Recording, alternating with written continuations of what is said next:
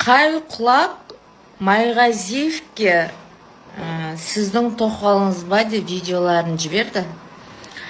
Ұйықтап атсам азанда үйіме милиция кеп тұр. Білесіздер ма? Сөйтіп маған үстімнен арыз түсіпті. Сіз кеше эфирде отырып Майғазиевтің тоқалымын деп айтыпсыз дейді. Қойып беріңдерші, мен қай жерде Майғазиевтің тоқалымын деп айттым.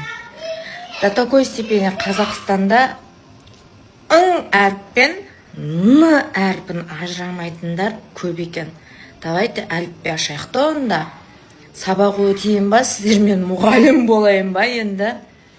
Сонда сәкен деген мен сәкең дегенді ажыратамайсыңдар ма? Мен прям сәкеннің тоқалымын деп жазған жоқпын. Не істей алады? Бардым РУВД-ға. Барсам, Сәкен Майғазиев отыр екен. Келіпті самолетпен ұшып. Әйелі отыр. Сәкен Майғазиев мені көріп шок. Мен сізді танымайын дейді, маған айтады. Мен сізді танымайын дедім. Мен сізді бірінші рет көрдім дедім. Өмірімде шынды айтсам, Майғазиевті мен бірінші рет көрдім. Сөйтіп, сол жерде отырып, участковый бар, Майғазиев, әйелінің аты Динара екен. Білмейді екем, әйелінің аты Динара екен. Сөйтіп, бәріміз отырып сөйлесіп, қа-қа-қа, хи-хи. Соңында қол алысып, күліп, ырза болып кетті ол кісілер маған. Әңгімелерің бар ма? До такой степени мына осындар ғой. До такой степени осындайсыңдар ғой. Не болды ал?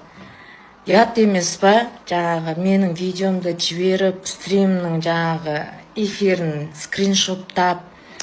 Ужас, ятай. Маған ешнәрсе істей алмайды. Бардым, наглый бардым мен.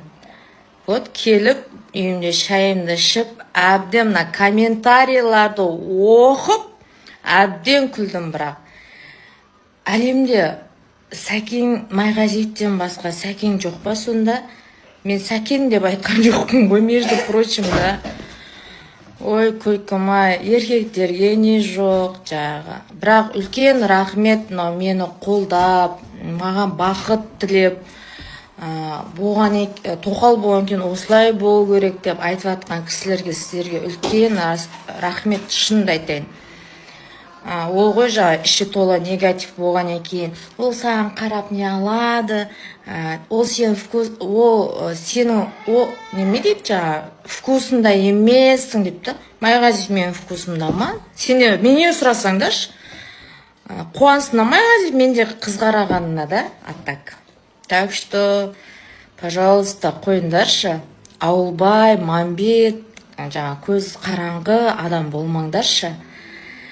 Әбден күлдік бірақ бүгінші, әбден күлдік.